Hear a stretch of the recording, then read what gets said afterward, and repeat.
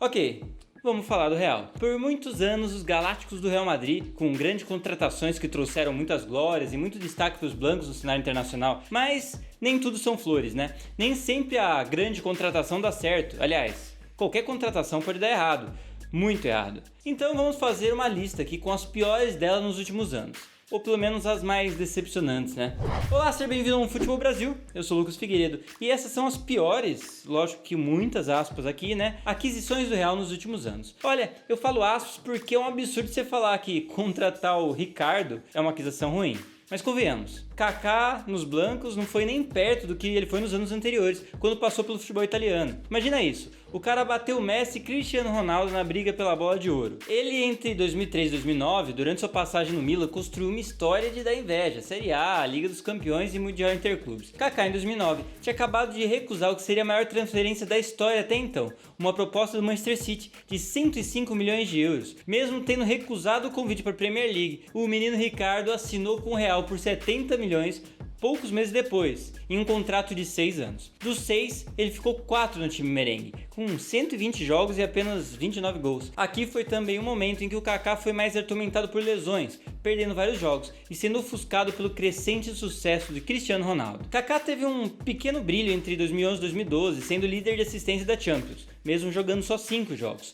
Mas isso é bem pouco para o que se esperava dele, né? Em 2013, já com a torcida bem paciente, se transferiu para a MLS, mais especificamente para Orlando City. Agora vamos falar do Anelka. Você com certeza lembra do Anelka, né? Um dos ídolos históricos da Premier League, com passagens por Manchester City, Arsenal e Chelsea. Mas Anelka realmente jogou no Real Madrid? Pois é, ele jogou por um breve período no time merengue entre 99 e 2000, mas naquele padrão bem decepcionante como o resto dessa lista. Com apenas 20 anos de idade, ele tinha acabado de ter 2 ótimas temporadas no Arsenal, campeão inglês e ganhador do prêmio de melhor jogador jovem da Premier League. Então imagina só, chegou com status de jovem estrela, né? Custou 35 milhões de euros, o que era uma fortuna na época. E agora vem o porém. Além dele não ter tido nenhuma apresentação memorável, ele teve vários problemas extracampo nesse apenas um ano que jogou. E ele ficou 45 dias desses 365 afastado por ter faltado em treinos da equipe sem a permissão. No fim desse ano, digamos assim, facilmente esquecível, o francês foi vendido para o PSG por 20 milhões de euros e terminou sua grande história no Real. 33 jogos e 7 gols. Vamos falar então de Walter Samuel, um dos grandes zagueiros que jogaram na Série A italiana. E aqui uma história bem interessante, né? Porque Samuel era chamado de A Parede, El Muro, por motivos óbvios que eu não preciso explicar, né? Ele vem de um grande momento na Roma, um momento tão bom que além de ser destaque do campeonato italiano, ele foi por 2 vezes parte da seleção dos melhores jogadores da Europa. Aí ele chegou no Real e...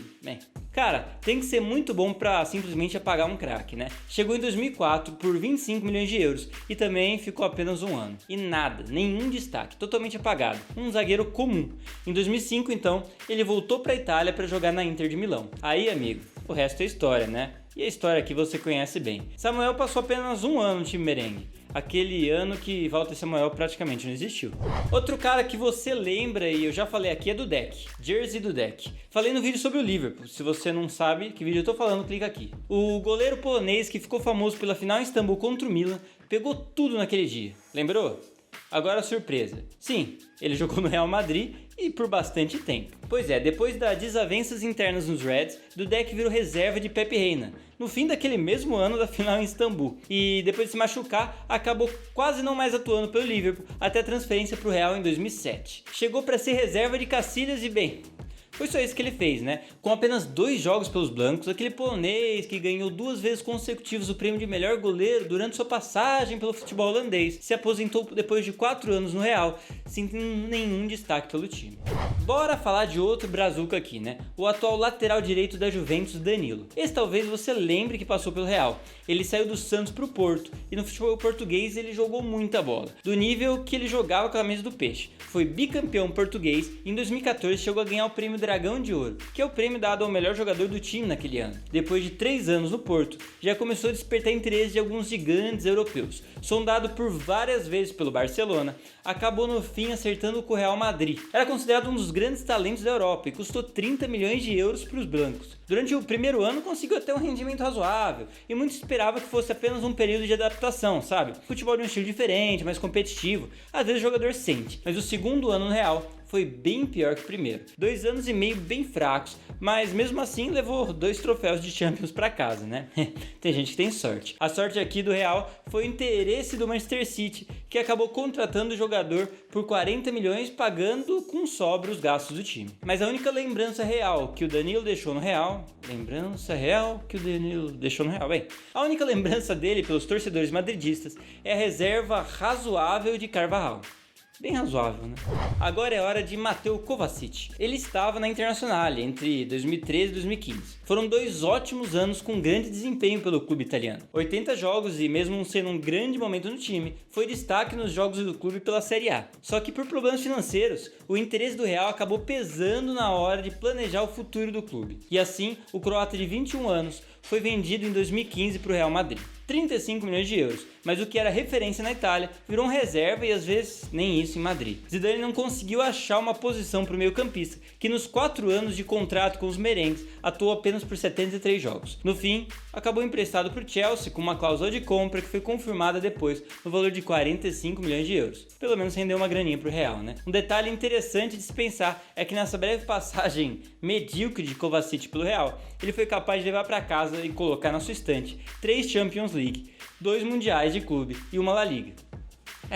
Olha, tem vários e vários outros nomes, mas aqui eu quero terminar com esse que talvez você nem saiba que passou pelo Real Madrid, o ex-Palmeiras e ex-Bayern de Munique, Zé Roberto. Olha, já que faz muito tempo é interessante entender o contexto, né? Ele foi revelado na Portuguesa e em 96 ele ganhou o prêmio de melhor lateral esquerdo do Brasil, o famoso Bola de Prata. Lembrando, lógico, que a Portuguesa na época, além de estar na primeira divisão, era muito competitiva e terminou o Brasileirão no 8º lugar. Depois da Bola de Prata, o vovô garoto acabou chamando muita atenção no cenário internacional e principalmente de um time que buscava se reforçar para voltar a ser o gigante no cenário internacional.